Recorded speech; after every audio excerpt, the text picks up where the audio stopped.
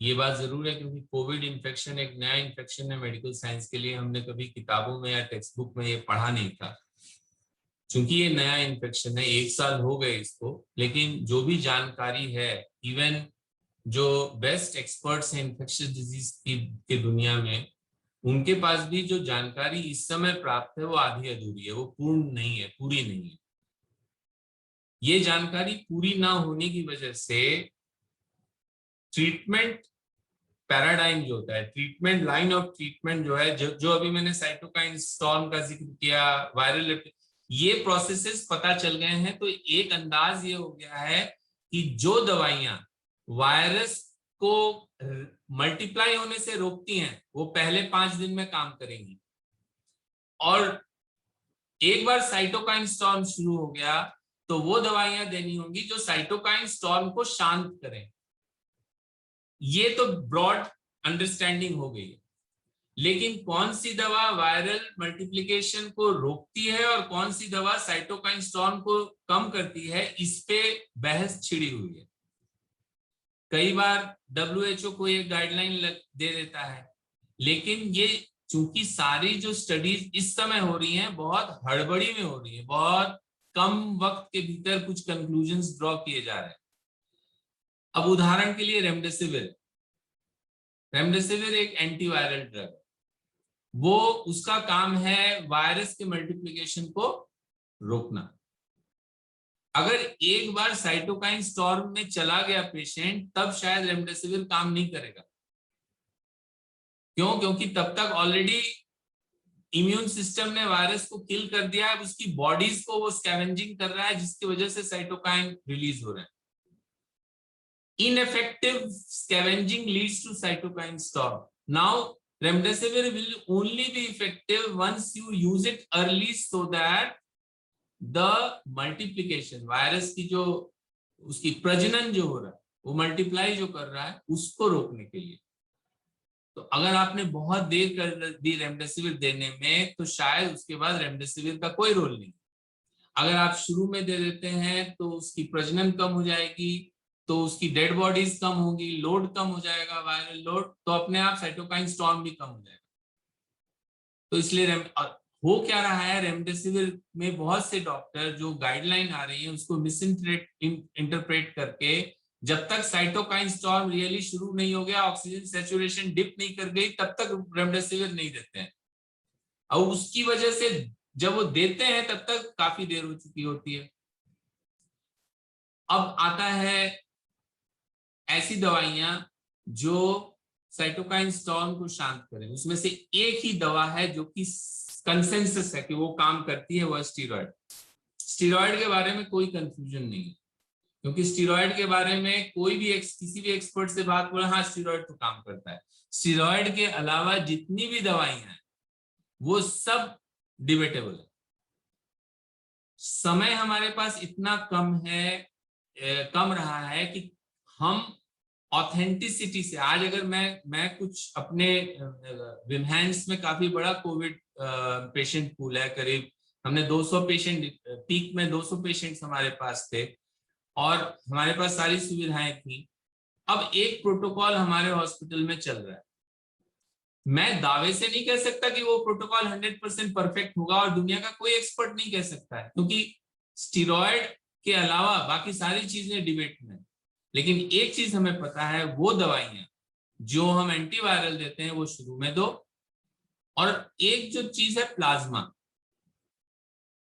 जिसकी वजह से काफी अफरा तफरी मची हुई है, क्योंकि ये ह्यूमन ब्लड प्रोडक्ट है, इसको आप फैक्ट्री में मैन्युफैक्चर नहीं कर सकते।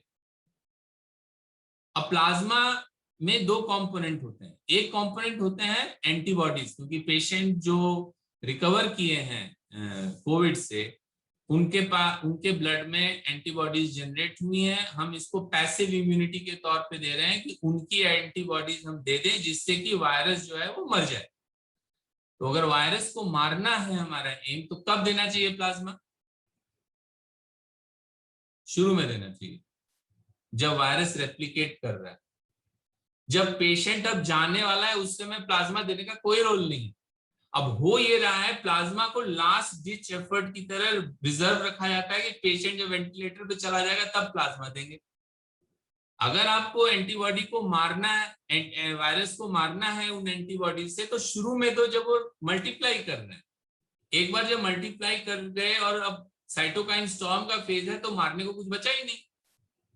तो plasma antibodies will help initially. अब प्लाज्मा में एक और चीज होती है, वो होता है प्लाज्मा में इम्यूनोग्लोबुलिन्स होते हैं। हमने देखा है कि और बीमारियां कई सारी हैं जहां cytokine is responsible for tissue damage, like जैसे रूमेटॉइड आर्थराइटिस है, न्यूरोलॉजिकल कई डिसऑर्डर हैं जहां पे कि cytokine is responsible for the damage of the body tissue.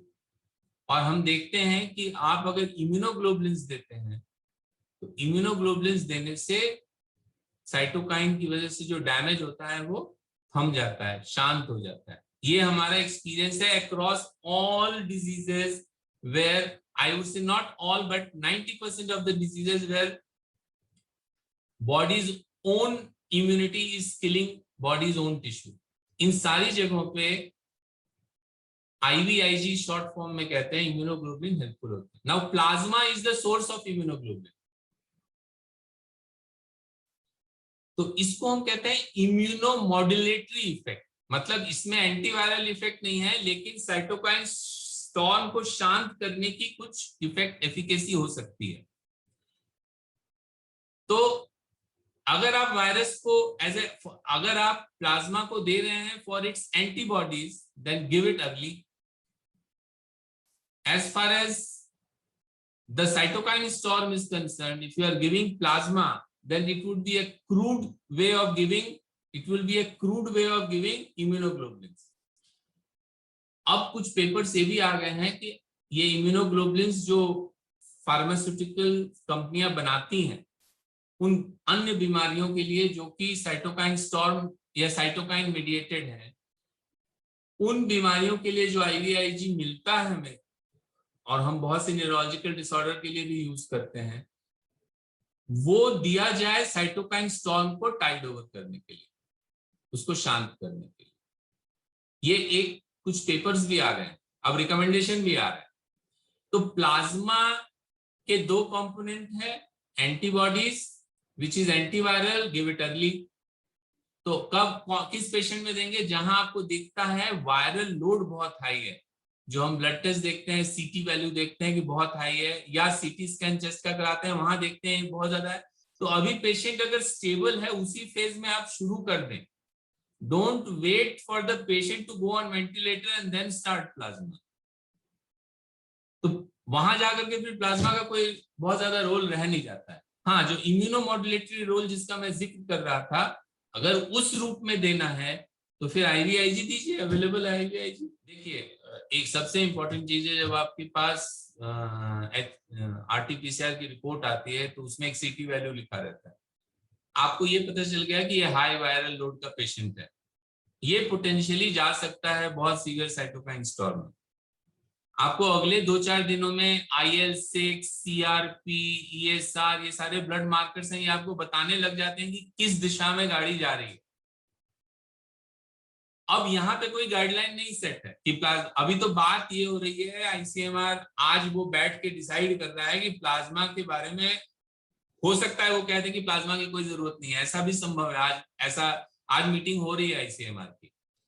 लेकिन अगर रैशनली देखा जाए तो जिन केसेस में, मैं सिर्फ ब्रॉड कहूंगा क्योंकि रिकमेंडेशन अभी कुछ भी नहीं है, अगर IL-6 बहुत हाई है, ESR बहुत हाई है, CRP बहुत हाई है, इन वैल्यूज के बहुत हाई होने का मतलब है कि इन्फेक्ट, और जो HRCT में CT वैल्यू जो होता है वो बहुत हाई है, इसका मतलब कि ये एक साइटोकाइन स्टॉर्म की तरफ बढ़ता हुआ पेशेंट है।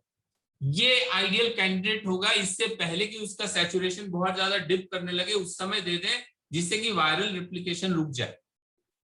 तो स्टेरॉइड जब आप शुरू में देते हैं, अगर शुरू में दे देते हैं तो आप क्या कर रहे हैं? बॉडी की इम्यूनिटी को कम कर रहे हैं, इम्यून सिस्टम को सप्रेस कर रहे हैं स्टेरॉइड देके। तो क्या होगा? वायरल रेप्लिकेशन जो है वो बढ़ जाएगा। जो वायरल लोड है वो बढ़ जाएगा। आपको वायरस जिस समय रेप्लिकेट कर रहा है उस समय स्टेरॉइड नहीं देना है। ये नहीं कि कोविड डायग्नोज हुआ और आपने प्रेडनिसोलोन खाना शुरू कर दिया, that is a wrong, that will increase the chances of your going into cytokine storm.